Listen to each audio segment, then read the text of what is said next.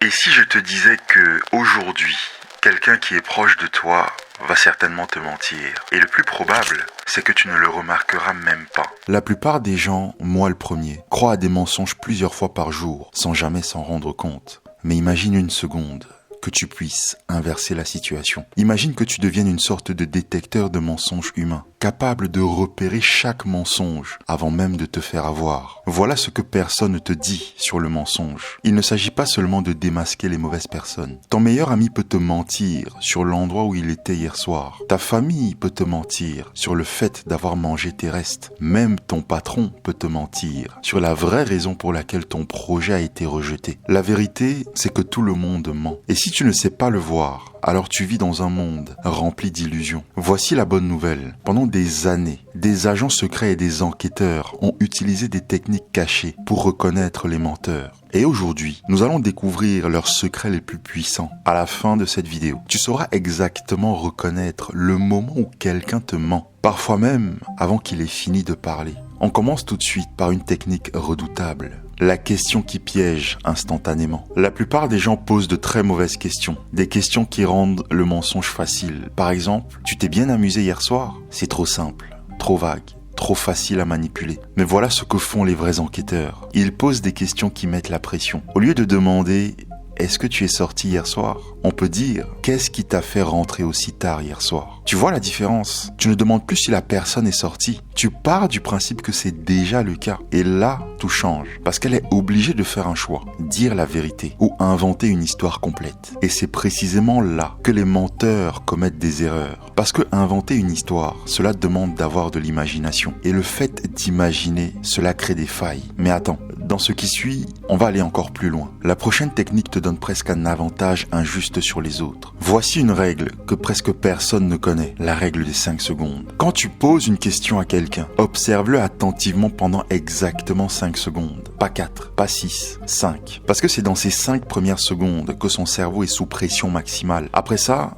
il a le temps de construire un mensonge solide, mais au tout début, son corps parle pour lui et il le trahit, même si sa bouche ment déjà. Observe bien, il touche son visage. Il détourne le regard. Il met un temps inhabituel à répondre. Sa voix change, devient étrange. Un seul signe ne veut rien dire, mais 2 signaux au plus dans 5 secondes. Et tu viens de capter quelque chose. Et le plus intéressant, ça fonctionne même sur ceux qui pensent savoir mentir. Mais là encore, ce n'est que le début. Parce que la prochaine technique va te donner un avantage encore plus discret. Quelque chose que la plupart des gens ne remarquent jamais. Et pourtant, c'est exactement ce que les professionnels utilisent. Avant même de poser une question, observe, pas ce que la personne dit, mais comment elle se comporte quand elle est normale. Le ton de sa voix, sa posture naturelle, la manière dont elle bouge ses mains, la façon dont elle te regarde. Ça, c'est son état de base, son mode naturel. Et une fois que tu l'as identifié, tout devient simple. Parce que tu ne cherches plus à savoir si elle ment. Tu cherches ce qui change. Quelqu'un qui te regarde toujours dans les yeux et qui soudain fixe le sol. Quelqu'un qui parle vite et qui ralentit brutalement. Ce ne sont pas des détails, ce sont des signaux.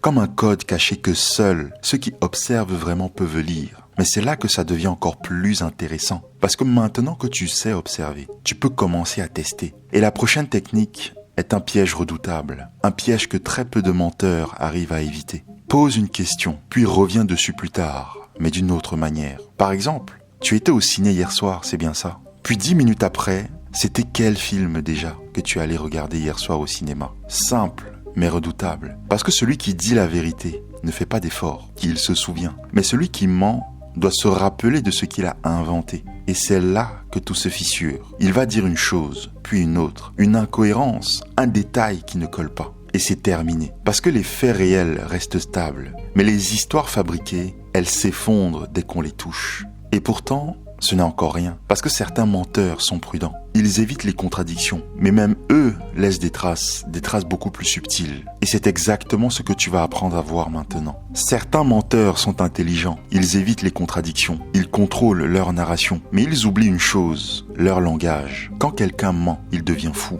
Il utilise des mots fades et sans substance. Peut-être, je pense, probablement, il me semble. Mais parce qu'il ne veut pas s'enfermer dans un mensonge trop précis, il se laisse une porte de sortie. Au lieu de dire « j'étais chez moi », il dira « je pense que j'étais chez moi ». Tu entends la différence? L'un affirme l'autre hésite. Et cette hésitation n'est jamais là par hasard.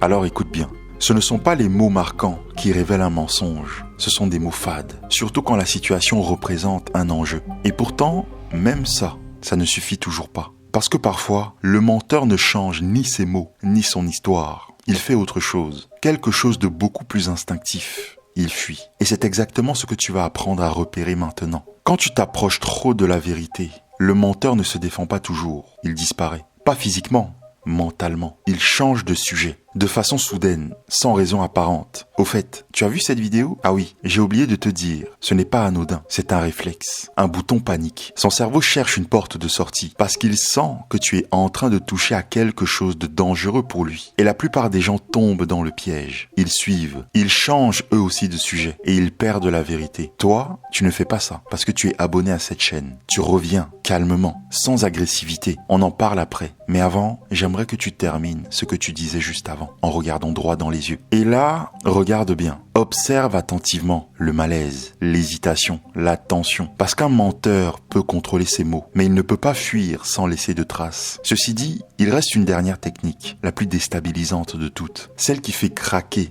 même les menteurs les plus à l'aise. Et une fois que tu l'auras comprise, tu ne regarderas plus jamais une conversation de la même manière. Voici une technique presque injuste, parce qu'elle casse complètement le contrôle du menteur. Quand quelqu'un te raconte une histoire, tu l'interromps, pas au hasard, au moment précis où il commence à dérouler son récit. Par exemple, donc, je suis allé au magasin et j'ai acheté du lait, et là tu coupes. Attends, tu faisais quoi juste avant de décider d'y aller? Tu viens de détruire sa narration et ça change tout. Parce que mentir demande de la concentration, construire une histoire, la garder cohérente, anticiper les questions. Et ça, c'est déjà difficile. Parce que maintenant, tu lui imposes deux possibilités en même temps. Continuer son mensonge ou répondre à une nouvelle question inattendue. Et la plupart des menteurs n'y arrivent pas. Ils hésitent, ils se contredisent ou ils changent complètement leur vision. Mais ce n'est pas tout. Il existe un piège plus discret. Un piège qui ne demande même pas d'interrompre. Un simple détail peut suffire à faire tomber tout le reste. Et c'est exactement ce que tu vas découvrir maintenant. Voici le piège le plus discret et souvent le plus efficace. Tu glisses volontairement un faux détail dans la conversation, sans insister, sans appuyer, juste comme si c'était normal. Par exemple, tu m'avais dit qu'il pleuvait ce jour-là, non? Alors qu'il n'a jamais parlé de pluie. Et là,